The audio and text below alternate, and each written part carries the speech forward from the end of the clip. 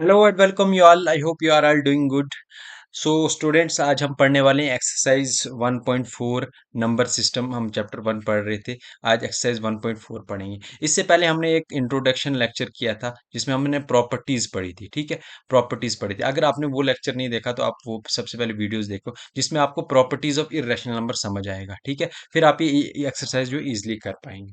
चलिए स्टार्ट करते हैं। क्वेश्चन नंबर 1 क्या है? Classify the following number as a rational और इररेशनल। ठीक है, हमें कुछ नंबर्स दिए गए, हमें उन्हें क्लासिफाई करना है, क्या ये रैशनल है या इररेशनल है। ठीक है, पहला पार्ट हमारे पास क्या है? 2 - √5। अब हमें पता है एक चीज कि √5 जो है, √5 क्या होता है? कोई इररेशनल नंबर होता है। ठीक है, और 2 क्या होता है? Rational number. ठीक। अब हमने प्रॉपर्टीज में क्या कर पढ़ा था कि अगर कोई भी रैशनल नंबर में से हम इररेशनल नंबर सब्ट्रैक्ट करें तो हमारे पास आंसर हमेशा क्या आएगा? उस नंबर इररेशनल ही आएगा। तो इसका मतलब 2 - √5 क्या होगा? एक इररेशनल नंबर। ठीक है, क्या होगा? Irrational number. ठीक है, चलिए नेक्स्ट पार्ट क्या है हमारे पास? नेक्स्ट पार्ट है 3 + √23 - 23। ठीक, तो इसको कैसे करेंगे? This is equals to 3 + √23 - √23। ठीक है, 23 प्लस माइनस ये कैंसिल हो जाएगा, हमारे पास आंसर क्या आएगा? 3। 3 क्या है? एक रैशनल नंबर है। ठीक है, अब डेफिनेशन आपको पता है रैशनल नंबर कैसे हमने पहचाना, क्योंकि हमने इसको लिख लिख सकते हैं 3/1 की फॉर्म में, दैट इज P/Q की फॉर्म में हम इसको लिख सकते हैं। दैट्स वाई हम इसको क्या बोलेंगे? ये क्या है? रैशनल नंबर है। ठीक है, इसी तरीके से नेक्स्ट पार्ट क्या है हमारे पास? 2/√7। जस्ट इसको मैं दोबारा से लिखूंगा, 2/√7/7 √7। ठीक है, अब ये बताना है रैशनल है ये इरेशनल है। अब इसको हम √7 कैंसिल हो जाएगा, हमारे पास क्या बचेगा? 2/7। तो 2/7 क्या होगा हमारे पास? ये P/Q की फॉर्म में है ना? तो इसका मतलब ये क्या होगा? Rational number. ठीक, नेक्स्ट पार्ट क्या है हमारे पास? 1/√2। ठीक है, 1/√2। ठीक, अब हमें पता है कि रूट ये तो P/Q की फॉर्म में है, हमें दिख रहा है, लेकिन रूट हमने पढ़ा था P&Q होने चाहिए इंटीजर्स, लेकिन ये इंटीजर नहीं। हमें पता है ये √2 क्या है? हम इरेशनल नंबर है ना? हमने पढ़ा है कि रूट के अंदर जब भी कोई प्राइम नंबर होता है वो इरेशनल नंबर होता है। ठीक है, तो अब इसको हम जस्ट सॉल्व करेंगे, किसी और फॉर्म में लाएंगे। ठीक है, इसका हम रैशनलाइजेशन करेंगे तो क्या आएगा? √2 × ठीक, क्या बन जाएगा? 1 × √2 बनेगा √2, और √2 क्या बनेगा? √2 का स्क्वायर। स्क्वायर और रूट कैंसिल हो जाएगा तो हमारे पास क्या बचेगा? √2/2। ठीक, दैट इज 1/2 × √2, ऐसे लिख सकते हैं। तो ये 1/2 क्या है? एक रैशनल नंबर है, और √2 क्या है? ये इरेशनल नंबर है। ठीक है, हमने फिर से वही प्रॉपर्टीज हमने पढ़ी थी कि अगर रैशनल नंबर को हम प्रोडक्ट करेंगे किसी इरेशनल नंबर के साथ तो हमारे पास आंसर हमेशा इरेशनल ही आएगा। ठीक है, तो इसका मतलब 1/√2 हमारे पास क्या है? Irrational number. ठीक है, चलिए नेक्स्ट हमारे पास क्या है? 2 पाई। ठीक है, 2 पाई। आपको ये बताना है रैशनल है इरेशनल। देखो, जब हमने इरेशनल की डेफिनेशन पढ़ी थी हमने बताया था कि पाई जो होता है, पाई खुद में क्या होता है? एक इरेशनल नंबर होता है। ठीक है, अब 2 क्या है? 2 एक रैशनल नंबर है। अब रैशनल को जब इरेशनल से मल्टीप्लाई करेंगे तो हमेशा क्या आएगा? इरेशनल ही आएगा। इसका मतलब 2 पाई क्या होगा? इरेशनल। ये क्या होगा? इरेशनल। ठीक है, चलिए नेक्स्ट क्वेश्चन करते हैं। Question number 2, simplify each of the following expression. ठीक, अब हमारे पास ये कुछ एक्सप्रेशन दिए, इसको हमने सिंप्लीफाई करना है, एक सिंपल फॉर्म में इसको लिखना है। ठीक है, तो 3 + √3 और 2 + √2। ठीक, अब इसको सिंप्लीफाई कैसे करेंगे? सोल्यूशन क्या लिखेंगे इसका हम? सबसे पहले तो पार्ट को मैं लिखूंगा जो हमारे पास क्वेश्चन दिया, √3, फिर क्या है? 2 + √। ठीक, हमने एक डिस्ट्रीब्यूटिव प्रॉपर्टी पढ़ी थी, डिस्ट्रीब्यूटिव, जिसको नहीं पता मैं जैसे बता देता हूँ। डिस्ट्रीब्यूटिव प्रॉपर्टी क्या कहती है कि अगर A + B और C + D दो टर्म्स होंगी, ठीक है, ये किसके बराबर होगी? ए इंटू सी के साथ मल्टीप्लाई होगा, बन जाएगा ए सी। ए डी के साथ मल्टीप्लाई होगा प्लस ए डी। फिर बी जो है वो सी के साथ मल्टीप्लाई होगा, बनेगा बी सी। फिर बी जो है डी के साथ मल्टीप्लाई होगा, बनेगा बी डी।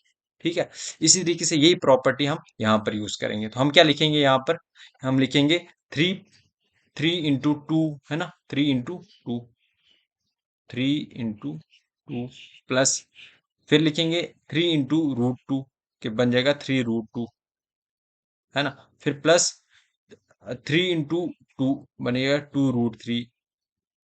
फिर root three into root two बन जाएगा रूट के अंदर थ्री इंटू, ठीक है, थ्री टू जा बन जाएगा six, plus three root two plus two root three plus root six. ठीक है, ये क्या हो गया, सिंप्लीफाइड फॉर्म में हमारे पास आ गया, ये इसका क्या होगा, आंसर। ठीक, इसी तरीके से नेक्स्ट पार्ट क्या है हमारे पास, three plus root three, three minus root three. तो इसका सोल्यूशन हम कैसे, इसको कैसे सिंप्लीफाई करेंगे, हम पहले इसी को एज इट इज लिखेंगे, three plus root three bracket close, फिर थ्री माइनस रूट थ्री। ठीक है, हमने एक प्रॉपर्टी पढ़ी है, एक प्रॉपर्टी होती है हमारे पास, ए प्लस बी ए माइनस बी। ठीक है, A plus B A minus B, देखो ये भी इसी फॉर्म में है। ये अगर ए मान ले, इसको बी मान ले, ये ए मान ले, बी मान ले, है A plus B A minus B के फॉर्म में है। ये किसके बराबर होता है, ए स्क्र माइनस बी स्क्र के बराबर। ठीक है, तो ये भी किसके बराबर हो जाएगा, ए स्क्र माइनस बी स्क्र के बराबर, मतलब थ्री के स्क्र के बराबर प्लस रूट थ्री के स्क्र के बराबर। ठीक है, अब थ्री का स्क्वायर कितना होता है, सॉरी प्लस नहीं आएगा यहाँ पर, माइनस आएगा। थ्री का स्क्वायर कितना होता है, नाइन। और रूट थ्री का स्क्वायर क्या होगा, रूट थ्री और स्क्वायर कैंसिल हो जाएगा, माइनस थ्री। ठीक है, नाइन माइनस थ्री कितना आ जाएगा, सिक्स। सिक्स ये हमारे पास क्या होगा, इसका आंसर होगा। ठीक है, इसी तरीके से हम नेक्स्ट पार्ट करते हैं, part number three. Part number three क्या है, root five plus root two का होल स्क्वायर। ठीक, अब फिर से हमारे पास एक प्रॉपर्टी है, ए प्लस बी का होल स्क्वायर। ठीक है, अब ये अगर इसको हम ए मान लें, ये बी मान लें, ठीक है, ए प्लस बी का होल स्क्वायर किसके बराबर होता है, A square plus B square plus two A B. ठीक है, अगर इसको ए माने, इसको बी माने, तो हमारे पास क्या बनेगा, इसका सोल्यूशन क्या लिखेंगे हम, root five plus root two का होल स्क्वायर। ठीक, बाय यूजिंग दिस प्रॉपर्टी हमारे पास क्या बनेगा, रूट फाइव ए स्क्वायर मतलब रूट फाइव का square plus B square, B square मतलब रूट टू का स्क्वायर। ठीक है, इसी तरीके से टू ए बी मतलब two root five into root two. ठीक, अब देखो रूट फाइव का स्क्वायर, स्क्वायर और रूट कैंसिल हो जाएगा आपस में, तो हमारे पास क्या बचेगा, फाइव, है ना। फिर रूट ये टू, इसकी ये स्क्वायर और रूट कैंसिल हो जाएगा, हमारे पास बचेगा टू। ठीक है, टू फाइव इंटू टू, ये हम लिखेंगे ब्रैकेट में फाइव इंटू। ठीक, फाइव प्लस टू कितना हो गया, ये बन जाएगा seven, plus two root five two ज़ा टेन। ठीक है, ये इसका क्या होगा, आंसर होगा। ठीक, जस्ट इसमें आपको प्रॉपर्टीज याद रखनी है, आपको देख के पता चल जाना चाहिए ये ए प्लस बी का होल स्क्वायर की प्रॉपर्टीज है। ठीक है, जब ऐसे क्वेश्चन आप दो तीन बार प्रैक्टिस करेंगे तो आपको इजिली आ जाएगा, आपको बिल्कुल भी घबराना नहीं है। ठीक, नेक्स्ट पार्ट क्या है हमारे पास, रूट फाइव, जस्ट मैं इसका सोल्यूशन लिखता हूँ, क्या है हमारे पास, root five minus root two का into root five plus root to.